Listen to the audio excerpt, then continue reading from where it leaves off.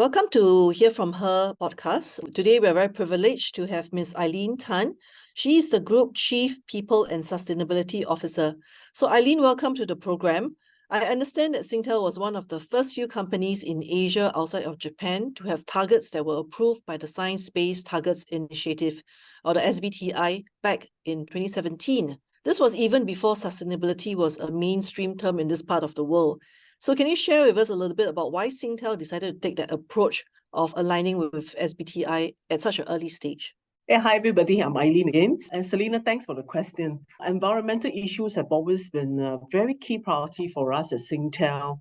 And it's also one of our key focus areas for our entire sustainability strategy. One of the key triggers for us was really around the climate-related events in the markets that we operate in, especially in those countries with cyclones, typhoons, and bushfires that we experience with growing frequency and intensity. And we know we have to take action. Once we saw some of this projection indicating that this trend was set to worsen, we started to monitor and manage our environmental footprint as far back as, I think, 2009, when we first started the sustainability function. We did that with the aim to leave the smallest environmental footprint even as we continue to grow. So how did we chance upon SBTi? When we started to track our carbon footprint, our emission footprint, we said that we need something a bit more robust, to have some standards that we can follow. Back in 2015, 2016, the concept of science-based targets was pretty nascent, but we felt that it was grounded on very strong foundation, strong academic research, and we already saw some company applying it as well. So we saw good application at that point in time. And we like the fact that it was transparent, verifiable, and credible as a climate goal. So with that in mind, we decided to explore setting SBTi target. And very importantly, I must say that the entire process of developing this SBTi target actually requires a very comprehensive understanding of our own carbon emission. For the first time, we seriously start tracking down our scope 1, our scope 2, and thinking about scope 3. Although I must say at that point in time, scope 3 was really a bit of a very fuzzy concept. So I would say that it really helped turning this SBTi target as a concept into real action. At the same time, creating these targets and also having to submit an official SBT also make it quite real for us when we have to make such a big public commitment. It also means that we have to put a lot more attention and accountability around our decarbonization pathway to meet the targets that we committed to achieve. In fact, Singtel was the first company in Asia outside of Japan to have targets approved by the SBTi. So sounds quite exciting. Can you share a little bit about what the second round certification would be different from what you went through in 2017? Back then, it was the first time we were going through it, so we have to learn quite a fair bit. We did a lot of work around scope 1 and scope 2, setting up targets. This round, we have made a very comprehensive review and went out there with our scope 3 targets as well. Okay, certainly quite ambitious. So since 2017, actually, what have some of the carbon emission reduction progress at Singtel? Would you like to share? Our environment strategy is focused on reducing energy use and improving energy efficiency and also using renewable energy sources. I think we have made very good progress, and in particular, decommissioning some of our legacy network, a refresh of all our old chiller into more energy efficient ones. And speaking of renewable energy sources, as far back as 2010, 2011, you will see us already deploying solar panels on many of our buildings. One of our largest, a couple of years back, the equivalent to a 4 football field at one of our data center in Bedok. We have reduced our emission by about 10% in 2022. We are looking at 20% in 2023. So how does Singapore's strategy of increasing carbon taxes actually impact Singtel? So the implication is really going to be taxed directly on the energy usage. That would be a hefty one for sure. But, over time, it goes beyond just the carbon tax. It's also around the ability to support many of our customers in terms of their aspirations, because they need to go green as well. So we have to go green. So I think we'll be one of the first few companies in Singapore to set an internal carbon price. And we did that about 2 years ago. We started the use of shadow pricing first. So we use a shadow price to attach a hypothetical cost to carbon emission to guide our business decision on capital expenditure and purpose. This helps drive behavioral change and also prepare our business on all the potential climate-related transitions. This year, we have actually started to transition to the use of internal carbon tax model. So it's a bit different from the shadow pricing because the shadow pricing is still very hypothetical, The moment that we start to impose an internal carbon tax on our people means they have to pay for it. They have to factor in the business cost of making decisions that are not green. And this helps to incentivize and encourage a shift towards lower emission or greener choices when they are buying products. So how do we do that? We apply an average price of about $50 per ton as the internal carbon tax on what they need to buy. On that basis itself, they now have to justify their business case, especially with what I call not so green solution, because we will tax them all. So it drives very strong accountability and good business decision from that perspective of investing on greener solution for the business. We did quite a fair bit of work around that area. We started to impose this internal carbon pricing on our Singapore operations. This has been used on about 8 out of 10 tenders. We have chose solutions with lowest carbon costs. And that was very important. So when you move from a proxy cost to an actual price, and given that $50 per ton is actually much higher than what government is going to charge, the energy providers January 2024, what were some of the challenges you had in order to, get a buy-in from all your business departments?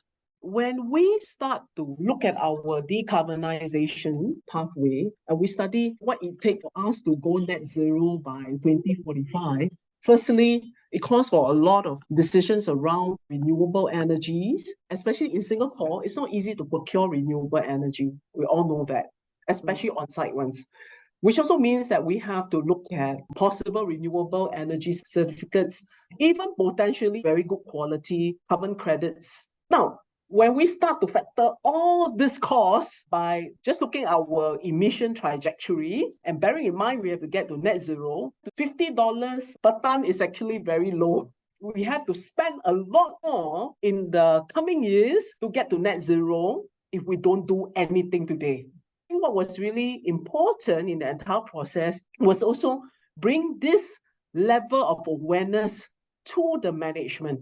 When they understand this equation, I think the decision is very clear-cut that it is better for us to start to impose an internal carbon tax on our businesses so that they understand the implications, make the right decision.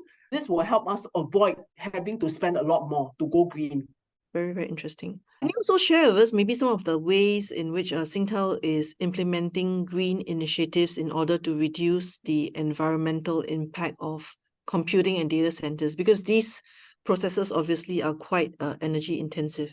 Indeed, when we had our older data centers, we are also using what I call the leading green technology at that point in time. Like for instance, cooling technology, etc. And most of our data centers are green marked. In fact, gold. We have always been very clear around focusing on 4 key pillars to reduce our carbon emissions and waste and optimize performance efficiency for our data centers. The design and build is really using construction materials that have a reduced carbon footprint, like a green concrete, and also incorporating water recycling features. And in fact, we will start to even build liquid cooling ready data centers with such features.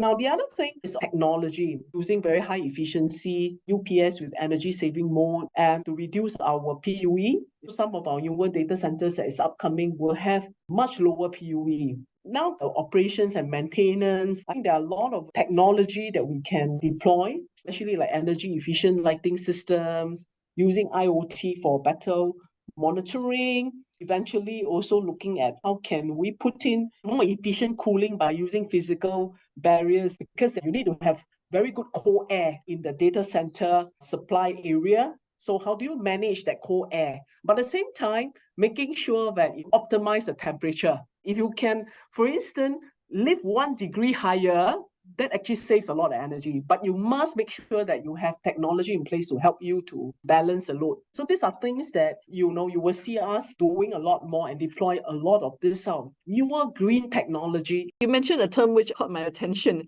What exactly is green concrete? Basically, these are what we call embodied carbon material. It's a kind of recycled concrete. I see. Okay. So the other thing about, electronic devices is the concern about e-waste. So can you share with us basically what is the National E-Waste Recycling Program and how Singtel actually participates in this program?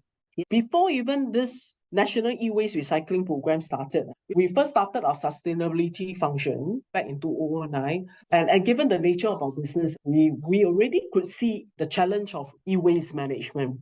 We work with some of our mobile device partners then to put in e-waste recycling bins in our Singtel shops. So we actually do collect e-waste even as far back as then. In 2017, of partnership with Singpost, we also launched Recycle. This could be Singapore's earlier and largest e-waste recycling program by reach, to over about 700 Singpost boxes island-wide. People can send in, like, for instance, little power bank that you no longer use. Now we have this national e-waste recycling program to better manage this e-waste. And so NEA actually introduced what we call the extended producer responsibility system. And given we are a producer and a retailer, so we also do have a responsibility to ensure proper collection and handling of this e-waste. Any of our customers that come to our shop that want to dispose or recycle any of these regulated electronic items such as modems, routers, tablets, mobile phones, they can leave behind with us. It is important that we to support this responsible e-waste management. And how we do it is that through a lot of educational campaign. I'll give you an example. We recently was just partnering with Nickelodeon, Go Green with the Turtles, electronic waste recycling campaign. And it's to raise greater awareness of impact of e-waste and encourage the public to drop off their unwanted electronic devices and at all this designated bin in Singtel.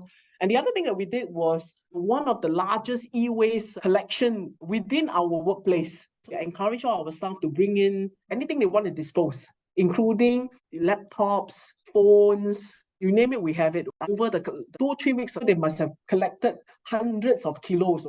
Sounds very interesting. So actually the advice for the men on the street is that dispose of your e-waste sensibly, bring it to, you're saying that you have the bins basically in some of the Singtel shops to actually dispose of such e-waste, is it?